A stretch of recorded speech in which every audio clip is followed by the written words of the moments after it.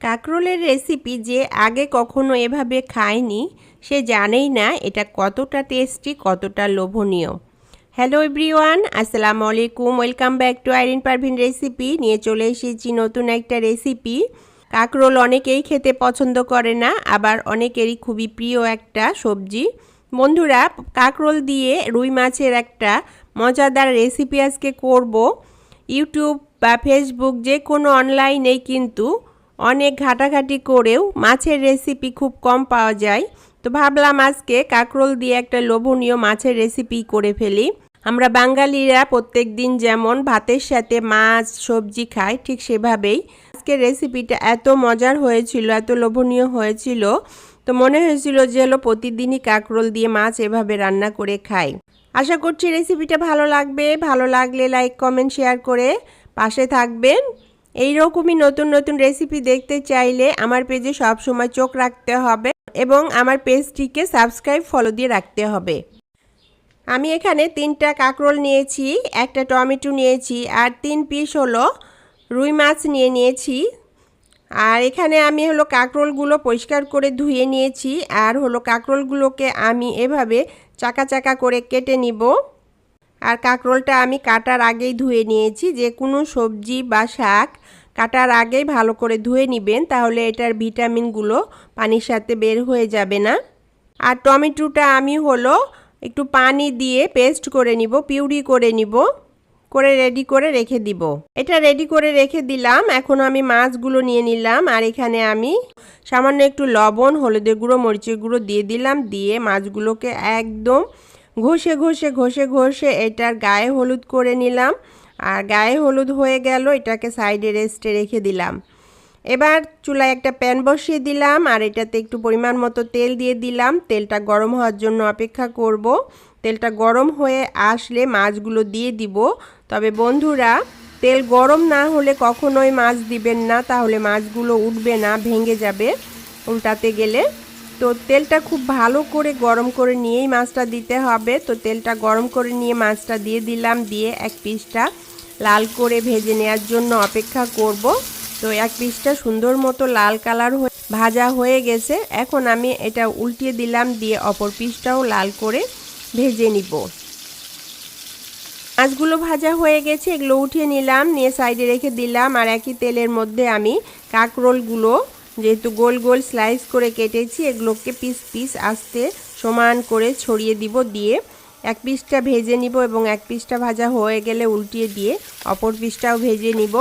তো 2 পিসটাই সুন্দরভাবে ভাজা হয়ে গেছে। আমি কাঁকরোলটাকে উঠিয়ে নিলাম, নিয়ে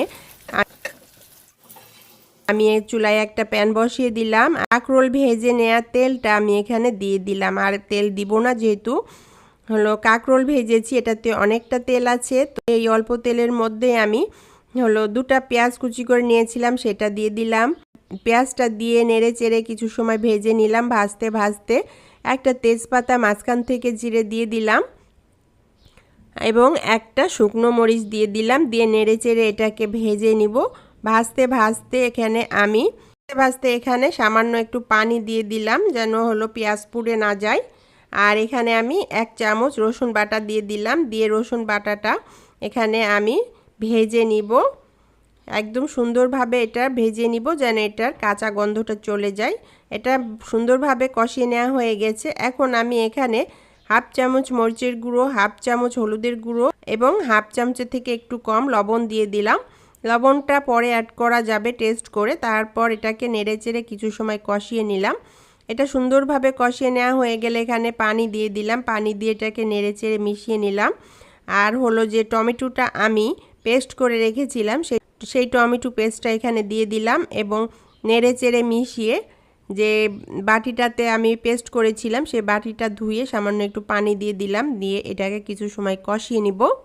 ভালোভাবে কষিয়ে নিয়ে এখানে আমি 1/2 চামচ ধনে গুঁড়ো দিয়ে দিলাম, আর 1/2 চামচ জিরার গুঁড়ো দিয়ে দিলাম। এটাকেও নেড়েচেড়ে এটার সাথে কষিয়ে নিব। বন্ধুরা, সব সময় খেয়াল রাখবেন, যেটাই রান্না করেন না কেন, মশলাটা যদি খুব সুন্দরভাবে একটু টাইম নিয়ে কষিয়ে নেন, তাহলে সেই রেসিপিটার টেস্টটা অনেক মজার হয়, অনেক টেস্টি হয়। তারপরে মশলাটা কষিয়ে নেওয়া হয়ে গেছে। এরপর আমি এখানে যে কাঁকরোলটা ভেজে রেখেছিলাম, সেই কাঁকরোলটা এখানে দিয়ে দিলাম। দিয়ে এটাকেও কিছু সময় নেড়ে চেড়ে কষিয়ে নিব উল্টিয়ে পাল্টিয়ে। আর এটা কষাতে কষাতেই বন্ধুরা আপনাদের সাথে কিছু কথা বলে নেই। আমার পেজে নতুন হলে ইউটিউব থেকে দেখলে একটা সাবস্ক্রাইব করে দিবেন, ফেসবুক থেকে দেখলে একটা ফলো দিয়ে দিবেন। যেসব বন্ধুরা আগে থেকে সাবস্ক্রাইব ফলো দিয়ে রেখেছেন সেই সব বন্ধুদের অসংখ্য ধন্যবাদ। রেসিপিটা ভালো লাগলে ফ্রেন্ডস ফ্যামিলির সাথে শেয়ার করবেন, কমেন্টস করে জানাবেন রেসিপিটা আপনার কাছে কেমন লেগেছে। শেষে একটা লাইক দিয়ে যাবেন প্লিজ। তারপর নেড়েচেড়ে এটা কষানো হয়ে গেল। এখানে পরিমাণ মতো পানি দিয়ে দিলাম। বেশি ঝোল করব না তরকারিটা, তাই এতটা ঝোল দিতে হবে যেন কাঁকরোলগুলো সিদ্ধ হওয়ার পরে একটু মাখা মাখা ঝোল থাকে। তো আমি পরিমাণ মতো আন্দাজ করে পানি দিয়ে দিলাম, দিয়ে এটা নেড়ে চেড়ে মিশিয়ে ঢাকনা দিয়ে ঢেকে কাঁকরোলটা সিদ্ধ হওয়া পর্যন্ত রান্না করে নিব। কাঁকরোলটা সিদ্ধ হওয়ার পর ফিরে আসলাম। দেখুন আমি একটু নেড়ে চেড়ে দিলাম প্রথমে, এরপর একটু দেখে নিব যে আসলে কাঁকরোলটা কীরকম সিদ্ধ হয়েছে। দেখেন একদম হাত দিলে মমের মতো গলে যাচ্ছে।